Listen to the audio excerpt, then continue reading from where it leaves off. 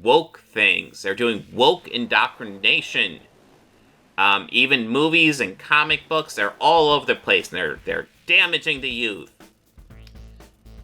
So far, the book's kind of woke, and I'm digging it.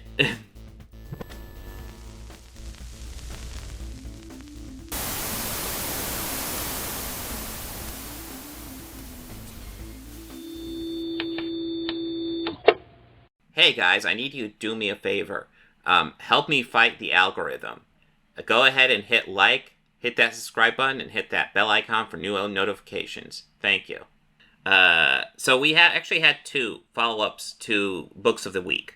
So Wonder Woman number 4 was my book of the week when that came out, and now we got Wonder Woman number 5. We'll be going over that one.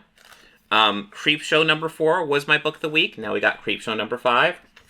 And then, you know what? I picked up the Miguel O'Hara Spider-Man 2099 that I wanted to check out because I was a big fan of the original run. So I picked up the first issue of that. We'll go over that one. But I also thought, let's do something fun. We will do a classic book. So here is my freaking 30... Is it 30? Yeah, this is 92. So 30-year-old edition of the first appearance of Spider-Man 2099 back in the day. You can tell, I don't know if you can tell in the video, but the pages show their age. But yeah, we'll go over all 4 of those. And then I got 3 new books, but like these will be the last collection for the January set. And then we'll go over what my least favorite book and my favorite books of January were and what all those books were. And then we'll go ahead and go over the first week of February, because I'm doing some catch-up, because I missed last week's streaming. I need sleep. But anyways, I got a whole new setup here. Hold on.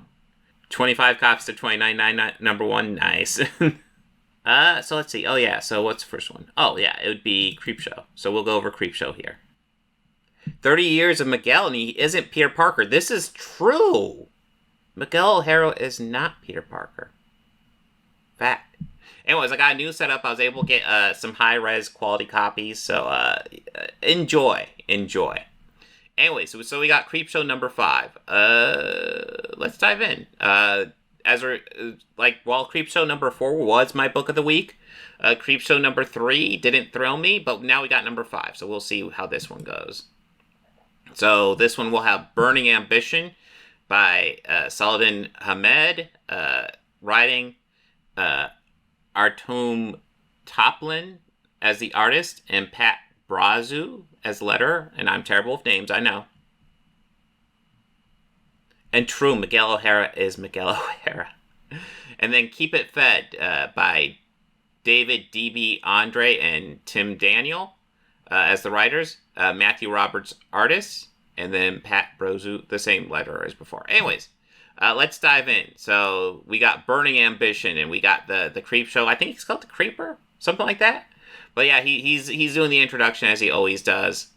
And then we got a new politician here. He is talking about how the country is failing because comic books are damaging our youth. They are teaching them woke things. They're doing woke indoctrination. Even movies and comic books, they're all over the place, and they're damaging the youth. So far, the book's kind of woke, and I'm digging it. But anyways, he's a politician. He's essentially just running on that. He's running on going to the library and just getting rid of all the woke shit in the library. Because people are being led astray by Satan, by all this woke shit. The devil is just in all of it. It's evil. And there are some people who are like, wow. Does he have a chance? Could he win? Is this a possibility? Apparently he's got a crowd who thinks he's a shoo-in. 6 months later, it looks like, did he win? Oh, yeah. Thank you, my friends. I may be your governor now, but I haven't forgotten that you are the ones that got me here. So he became governor running on let's destroy all the woke shit. I'm feeling DeSantis vibes off him. But hey,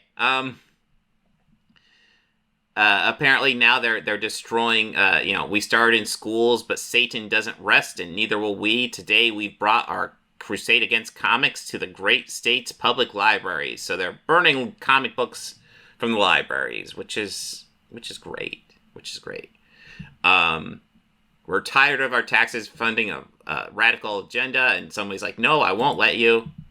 And then we got, looks kind of like a goth woman who's like, no, fuck you. No, we aren't doing this. This is my book. You can't do this to me. And then, and apparently she's a librarian. And he's like, oh, librarians with piercings and tattoos? What's wrong?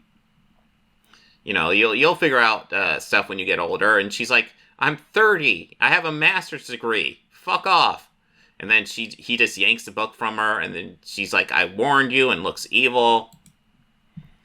And then the pyromaniac politician was the book she was holding.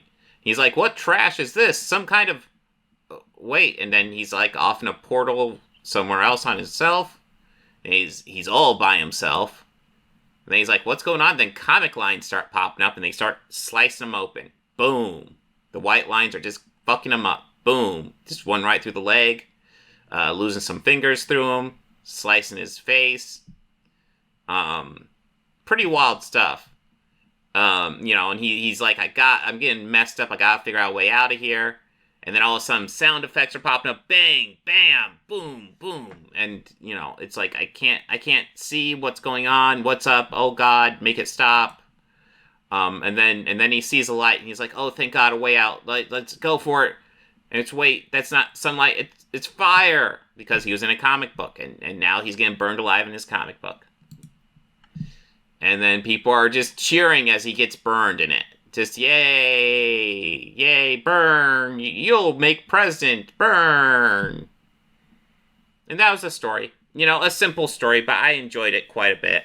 Pretty woke, though. Pretty woke. But yeah, I do appreciate just just being obvious about it. Just these people are freaking out about freaking wokeness and comic books and art and shit like that. And it's like, you people are ridiculous. You know that, right? When you're yelling about that, you're ridiculous. And I appreciate that. Anyway, so the next story is Keep It Fed. We got the Creeper here introducing us again, and yeah, real quick, solid artwork. This is decent artwork on this one, but this is I love the Creeper here. He looks amazing. That is a great version of him.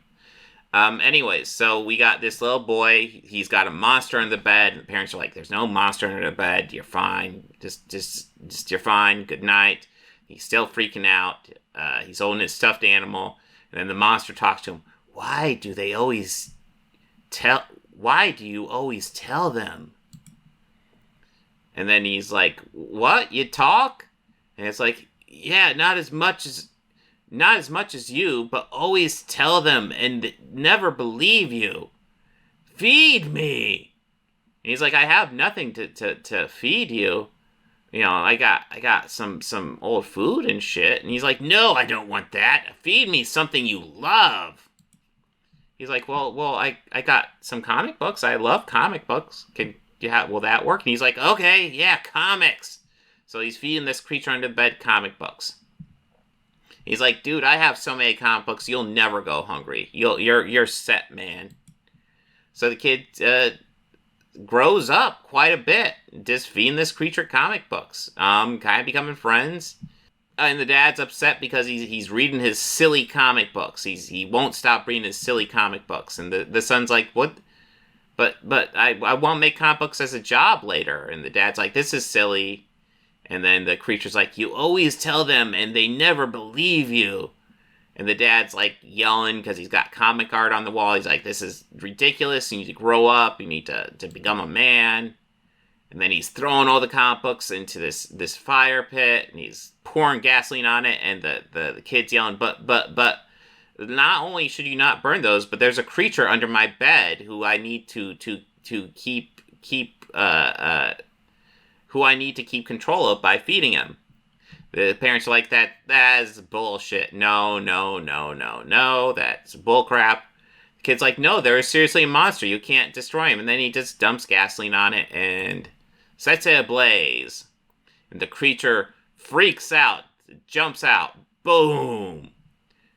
The creature's like, what? Why are they burning the food? What the hell? What? The kid's like, I don't have anything left to feed you. I'm sorry. And the creature's like, there's nothing else that you love. And the kid's like, well, I guess I have two things left that I love. But then he's like, yeah, I don't know. If I'm being honest with you, I'd have to say it's really tough love. And the creature's like, okay. And eats the parents. Because, it's Creepshow. It's creepy. And then we follow up later, and the kid becomes a creature of his own. Yeah, that is the Creepshow issue. This is we got some newsletters and stuff like that. This is a fun issue. I enjoyed it quite a bit. I'd say that this isn't as much fun as that issue 4 was, but it was solid. I'd give this one about 4 stars. So far, while issue 3 didn't thrill me, issue 4 and 5 were pretty good. So Creepshow's pretty good. So, it's a contender for best of the week. But we will have to see. We got 2 more books to cover. So Wonder Woman number 5, Under the Sovereign's Eye. Oh, I'll do it. I got some garbage I want to throw away. Daddy, please don't throw it away. I'm sorry. The next time, young man, I find you with a worthless piece of shit like this again, you won't sit down for a week, buddy boy. But yeah, it is fine.